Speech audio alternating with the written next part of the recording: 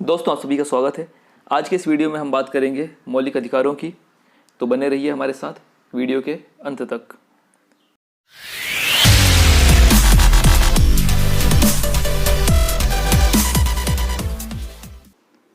संविधान के भाग 3 में अनुच्छेद 12 से 35 तक मूल अधिकारों का वर्णन किया गया है। इस संबंध में संविधान निर्माता अमेरिकी संविधान से प्रभावित रहे हैं। संविधान के भाग 3 को भारत का मैग्ना कार्टा कहा जाता है, जो सर्वथा उचित है। इसमें एक लंबी एवं विस्तृत सूची में न्यायोचित मूल अधिकारों का उल्लेख किया गया है। वास्तव में मूल अधिकारों के संबंध में जितना विवरण हमारे संविधान में प्राप्त होता है, उतना विश्व के किसी और देश के संविधान में, चाहे वह अमेरिका का ही क्यों ना हो, नहीं होता। संविधान द्वारा बिना किसी भेदभाव के हर व्यक्ति के लिए मूल अधिकारों के संबंध में गारंटी दी गई है। इनमें प्रत्येक व्यक्ति के लिए समानता, सम्मान, राष्ट्रहित और राष्ट्रीय एकता को समाहित किया गया है। मूल अधिकारों को यह नाम इसलिए दिया गया है क्योंकि इन्हें संविधान द्वारा गारंटी एवं सुरक्षा प्रदान की गई है, जो राष्ट्र कानून का मूल सिद्धांत है। ये मूल इसलिए भी हैं क्योंकि ये व्यक्ति के चहुमुखी विकास यानी कि भौतिक, बौद्धिक, नैतिक एवं आध्यात्मिक विकास के लिए आवश्यक हैं। मूल रूप से संविधान में 7 मौलिक अधिकार प्रदान किए गए थे। पहला समानता का अधिकार, अनुच्छेद 14 से 18, स्वतंत्रता का अधिकार, अनुच्छेद 19 से 22, शोषण के विरुद्ध अधिकार, अनुच्छेद 23-24, धर्म की स्वतंत्रता का अधिकार, अनुच्छेद 25 से 28, संस्कृति और शिक्षा का अधिकार, अनुच्छेद 29-30, और संपत्ति का अधिकार, अनुच्छेद 31, और संवैधानिक उपचारों का अधिकार, अनुच्छेद 32। हालांकि संपत्ति के अधिकार को 44वें संविधान संशोधन अधिनियम 1978 द्वारा मूल अधिकारों की सूची से हटा दिया गया है। इसे संविधान के भाग 12 में अनुच्छेद 300 का के अंतर्गत कानूनी अधिकार बना दिया गया है। इस तरह फिलहाल 6 मूल अधिकार प्राप्त हैं। मूल अधिकारों की विशेषताएं। मूल अधिकारों को संविधान में निम्नलिखित विशेषताओं के साथ सुनिश्चित किया गया है। पहला, इनमें से कुछ सिर्फ नागरिकों के लिए है, जबकि कुछ अन्य सभी व्यक्तियों के लिए उपलब्ध हैं, चाहे वे नागरिक हों या विदेशी लोग हों या कानूनी व्यक्ति हों जैसे परिषद या कंपनियां हों। दूसरा, ये असीमित नहीं है लेकिन वाद योग्य हैं। राज्य उन पर युक्तियुक्त प्रतिबंध लगा सकता है। हालांकि ये कारण उचित है या नहीं, इसका निर्णय अदालत करती है। इस तरह ये व्यक्तिगत अधिकारों एवं पूरे समाज के बीच संतुलन कायम करते हैं। यह संतुलन व्यक्तिगत स्वतंत्रता एवं सामाजिक नियंत्रण के बीच होता है। ये न्यायोचित हैं। ये व्यक्तियों को अदालत जाने की अनुमति देते हैं जब भी इनका उल्लंघन होता है। इन्हें उच्चतम न्यायालय द्वारा गारंटी व सुरक्षा प्रदान की जाती है। हालांकि पीड़ित व्यक्ति सीधे उच्चतम न्यायालय जा सकता है। यह आवश्यक नहीं है कि केवल उच्च न्यायालय के खिलाफ ही वहां अपील लेकर जाए। वह डायरेक्ट भी उच्चतम न्यायालय जा सकता है। ये स्थायी नहीं है। संसद इनमें कटौती या कमी कर सकती है, लेकिन संशोधन अधिनियम के तहत, न कि साधारण विधेयक द्वारा। यह सब संविधान के मूल ढांचे को प्रभावित किए बिना किया जा सकता है। यानी कि इस संशोधन से संविधान के मूल ढांचे में परिवर्तन नहीं होना चाहिए। राष्ट्रीय आपातकाल की सक्रियता के दौरान अनुच्छेद 20 और 21 में प्रत्याभूत अधिकारों को छोड़कर इन्हें निलंबित किया जा सकता है। अनुच्छेद 19 में उल्लिखित 6 मूल अधिकारों को तब स्थगित किया जा सकता है जब युद्ध या विदेशी आक्रमण के आधार पर राष्ट्रीय आपातकाल की घोषणा की गई हो। इन्हें सशस्त्र विद्रोह यानी कि आंतरिक आपातकाल के आधार पर स्थगित नहीं किया जा। ऐसे इलाकों में भी इनका क्रियान्वयन रोका जा सकता है जहां फौजी कानून प्रभावी हो। फौजी कानून का मतलब सैन्य शासन से है, जो असामान्य परिस्थितियों में लगाया जाता है। यह राष्ट्रीय आपातकाल से भिन्न है। इनमें से ज़्यादातर अधिकार स्वयं प्रवर्तित हैं, जबकि कुछ को कानून की मदद से प्रभावी बनाया जाता है। ऐसा कानून देश की एकता के लिए संसद द्वारा बनाया जाता है, न कि राज्यों के विधानमंडल द्वारा, ताकि संपूर्ण देश में एक रूपता बनी रहे। मौलिक अधिकारों में पहला है समता या समानता का अधिकार। इसके अंतर्गत अनुच्छेद 14 में विधि के समक्ष समानता दी गई है। इसका अर्थ यह है कि राज्य सभी व्यक्तियों के लिए एक समान कानून बनाएगा तथा उन पर एक समान लागू करेगा। अनुच्छेद 15 में है धर्म, नस्ल, जाति, लिंग या जन्म स्थान के आधार पर भेदभाव का निषेध। राज्य के द्वारा धर्म, मूल वंश, जाति, लिंग एवं जन्म स्थान आदि के आधार पर नागरिकों के लिए जीवन के किसी क्षेत्र में भेदभाव नहीं किया जाएगा। अनुच्छेद 16 में है लोक नियोजन के विषय में अवसर की समता। राज्य के अधीन किसी पद पर नियोजन या नियुक्ति से संबंधित विषयों में सभी नागरिकों के लिए अवसर की समानता होगी। इसके कुछ अपवाद भी हैं, जिसके अंतर्गत अनुसूचित जाति, अनुसूचित जनजाति एवं पिछड़ा वर्ग के लिए विशेष प्रावधान किया गया है। अनुच्छेद 17 में है अस्पृश्यता का अंत। अस्पृश्यता के उन्मूलन के लिए इसे दंडनीय अपराध घोषित किया गया है। अनुच्छेद 18 में है उपाधियों का अंत। सेना या विधा संबंधी सम्मान के सिवाय अन्य कोई भी उपाधि राज्य द्वारा प्रदान नहीं की जाएगी। भारत का कोई नागरिक किसी अन्य देश से बिना राष्ट्रपति की आज्ञा के कोई उपाधि स्वीकार नहीं कर सकता। इसमें यह बात ध्यान देने योग्य है कि भारत सरकार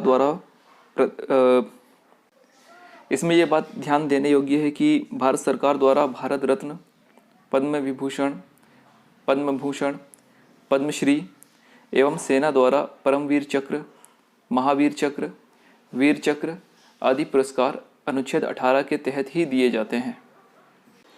दूसरा मौलिक अधिकार है स्वतंत्रता का अधिकार। इसके अनुच्छेद 19 में मूल संविधान में 7 तरह की स्वतंत्रता का उल्लेख किया गया था, जबकि अब सिर्फ 6 हैं। अनुच्छेद 19F संपत्ति का अधिकार 44वें संविधान संशोधन 1978 के द्वारा हटा दिया गया है। ये 6 तरह की स्वतंत्रता इस प्रकार हैं। अनुच्छेद 19A बोलने की स्वतंत्रता। अनुच्छेद 19B शांतिपूर्वक बिना हथियारों के एकत्र होने और सभा करने की स्वतंत्रता। अनुच्छेद 19C संघ बनाने की स्वतंत्रता। अनुच्छेद 19D देश के किसी भी क्षेत्र में आवागमन की स्वतंत्रता। अनुच्छेद 19E देश के किसी भी क्षेत्र में निवास करने और बसने की स्वतंत्रता। अनुच्छेद 19G कोई भी व्यापार एवं आजीविका चलाने की स्वतंत्रता। प्रेस की स्वतंत्रता का वर्णन भी अनुच्छेद 19A में ही है। अनुच्छेद 20 में है अपराधों के लिए दोष सिद्धि के संबंध में संरक्षण। इसके तहत 3 प्रकार की स्वतंत्रता का वर्णन है। पहला, किसी भी व्यक्ति को एक अपराध के लिए सिर्फ एक बार सज़ा मिलेगी। दूसरा, अपराध करने के समय जो कानून है उसी के तहत सज़ा मिलेगी, न कि पहले और बाद के बनने वाले कानून के तहत। तीसरा, किसी भी व्यक्ति को स्वयं के विरुद्ध न्यायालय में गवाही देने के लिए बाध्य नहीं किया जाएगा। अनुच्छेद 21 में है प्राण एवं दैहिक स्वतंत्रता का संरक्षण। किसी भी व्यक्ति को विधि द्वारा स्थापित प्रक्रिया के अतिरिक्त उसके जीवन और व्यक्तिगत स्वतंत्रता के अधिकार से वंचित नहीं किया जा सकता।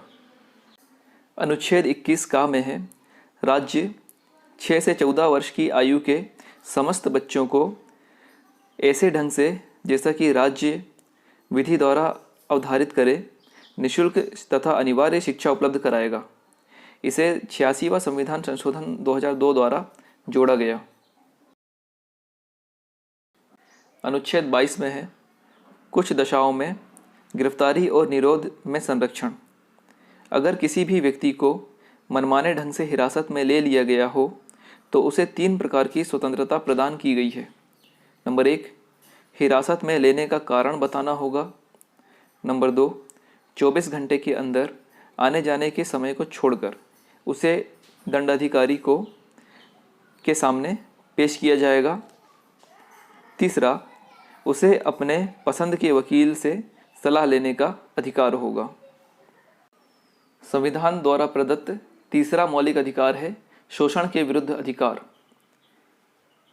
जिसके अंतर्गत अनुच्छेद 23 में है मानव के दुर्व्यापार और बलात् श्रम का प्रतिषेध। इसके द्वारा किसी व्यक्ति की खरीदी बिक्री, बेगारी तथा इसी प्रकार का अन्य जबरदस्ती लिया हुआ श्रम निषिद्ध ठहराया गया है, जिसका उल्लंघन विधि के अनुसार दंडनीय अपराध है। अनुच्छेद 24 में है बालकों के नियोजन का प्रतिषेध। 14 वर्ष से कम आयु वाले किसी बच्चे को कारखानों, खानों या अन्य किसी जोखिम भरे काम पर नियुक्त नहीं किया जा सकता है। चौथा है धार्मिक स्वतंत्रता का अधिकार। इसके अंतर्गत अनुच्छेद 25 में अंतःकरण की और धर्म के आबाद रूप से मानने, आचरण और प्रचार करने की स्वतंत्रता। कोई भी व्यक्ति किसी भी धर्म को मान सकता है और उसका प्रचार प्रसार कर सकता है। अनुच्छेद 26 में है धार्मिक कार्यों के प्रबंध की स्वतंत्रता। व्यक्ति को अपने धर्म के लिए संस्थानों की स्थापना व पोषण करने, विधि सम्मत संपत्ति के अर्जन, स्वामित्व व प्रशासन का अधिकार है। अनुच्छेद 27 में है राज्य किसी भी व्यक्ति को ऐसे कर देने के लिए बाध्य नहीं कर सकता जिसकी आय किसी विशेष धर्म अथवा धार्मिक संप्रदाय की उन्नति या पोषण में व्यय करने के लिए विशेष रूप से निश्चित कर दी गई है।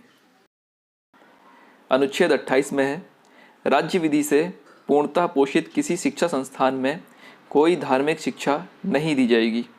ऐसे शिक्षण संस्थान अपने विद्यार्थियों को किसी धार्मिक अनुष्ठान में भाग लेने या किसी धर्मोपदेश को बलात् सुनने यानी कि ज़बरदस्ती सुनने हेतु बाध्य नहीं कर सकते। पांचवा है संस्कृति एवं शिक्षा संबंधी अधिकार। इसके अंतर्गत अनुच्छेद 29 अल्पसंख्यक वर्गों के हितों का संरक्षण। कोई भी अल्पसंख्यक वर्ग अपनी भाषा, लिपि और संस्कृति को सुरक्षित रख सकता है और केवल भाषा, जाति, धर्म और संस्कृति के आधार पर उसे किसी भी सरकारी शैक्षिक संस्था में प्रवेश से नहीं रोका जाएगा।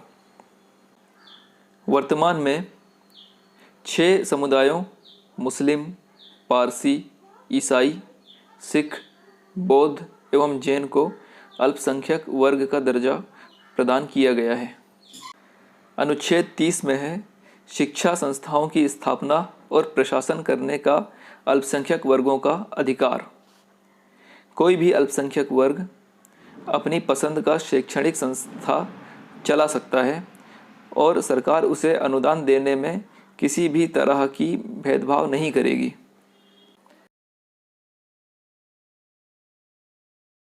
छठवां है संवैधानिक उपचारों का अधिकार। संवैधानिक उपचारों के अधिकार को डॉक्टर भीमराव अंबेडकर ने संविधान की आत्मा कहा है। इसमें अनुच्छेद 32 के अंतर्गत मौलिक अधिकारों को प्रवर्तित करने के लिए समुचित कार्यवाहियों द्वारा उच्चतम न्यायालय में आवेदन करने का अधिकार प्रदान किया गया है। इस संदर्भ में सर्वोच्च न्यायालय को 5 तरह के समादेश यानी कि रिट निकालने की शक्ति प्रदान की गई है। नंबर 1 बंदी प्रत्यक्षीकरण, नंबर 2 परमादेश, नंबर 3 प्रतिषेध लेख, नंबर 4 उत्प्रेरण और नंबर 5 अधिकार प्रच्छालेख। पहला है बंदी प्रत्यक्षीकरण। यह उस व्यक्ति की प्रार्थना पर जारी किया जाता है जो यह समझता है कि उसे अवैध रूप से बंदी बनाया गया है। इसके द्वारा न्यायालय बंदीकरण करने वाले अधिकारी को आदेश देता है कि वह बंदी बनाए गए व्यक्ति को निश्चित स्थान और निश्चित समय के अंदर उपस्थित करे, जिससे न्यायालय बंदी बनाए जाने के कारणों पर विचार कर सके। दूसरा है परमादेश। दूसरा है परमादेश। परमादेश का लेख उस समय जारी किया जाता है जब कोई पदाधिकारी अपने सार्वजनिक कर्तव्य का निर्वाह नहीं करता है। इस प्रकार के आज्ञा पत्र के आधार पर पदाधिकारी को उसके कर्तव्य का पालन करने का आदेश जारी किया जाता है। नंबर 3, प्रतिषेध लेख। यह आज्ञा पत्र सर्वोच्च न्यायालय द्वारा नंबर 3, प्रतिषेध लेख। यह आज्ञा पत्र सर्वोच्च न्यायालय तथा उच्च न्यायालयों द्वारा निम्न न्यायालयों व अर्ध न्यायिक न्यायाधिकरणों को जारी करते हुए आदेश दिया जाता है कि इस मामले में अपने यहाँ कार्रवाई न करें, क्योंकि यह मामला उनके अधिकार क्षेत्र से बाहर है। नंबर 4 है उत्प्रेरण। इसके द्वारा अधीनस्थ न्यायालयों को यह निर्देश दिया जाता है कि वे अपने पास लंबित मुकदमों को न्याय निर्णय के लिए उसे वरिष्ठ न्यायालय भेजें। नंबर 5, अधिकार प्रच्छालेख। जब कोई व्यक्ति ऐसे पदाधिकारी के रूप में कार्य करने लगता है जिसके रूप में कार्य करने का उसे वैधानिक रूप से अधिकार नहीं है, तो न्यायालय अधिकार प्रच्छा के आदेश के द्वारा उस व्यक्ति से पूछता है कि वह किस अधिकार से कार्य कर रहा है, और जब तक वह इस बात का संतोषजनक उत्तर नहीं देता, वह कार्य नहीं कर सकता है। मौलिक अधिकारों का महत्व। निम्नलिखित कारणों से मौलिक अधिकार बहुत महत्वपूर्ण है। पहला, ये देश के लोकतांत्रिक व्यवस्था को स्थापित करते हैं। दूसरा, ये व्यक्ति की भौतिक एवं नैतिक सुरक्षा के लिए आवश्यक स्थिति उत्पन्न करते हैं। तीसरा, ये व्यक्तिक स्वतंत्रता के रक्षक हैं। चौथा, वे देश में विधि के शासन की स्थापना करते हैं। पांचवा, ये अल्पसंख्यकों एवं समाज के कमज़ोर वर्गों के हितों की रक्षा करते हैं। छठवा, ये भारतीय राज्य की धर्मनिरपेक्ष छवि को बल प्रदान करते हैं। सातवां, ये सरकार के शासन की पूर्णता पर नियंत्रण करते हैं। सातवां, ये सरकार के शासन की पूर्णता पर नियंत्रण करते हैं। आठवां, ये सामाजिक समानता एवं सामाजिक न्याय की आधारशिला रखते हैं। नौवां, ये व्यक्तिगत सम्मान को बनाए रखना सुनिश्चित करते हैं। इस प्रकार मौलिक अधिकारों का आम नागरिकों के जीवन में बहुत महत्व है।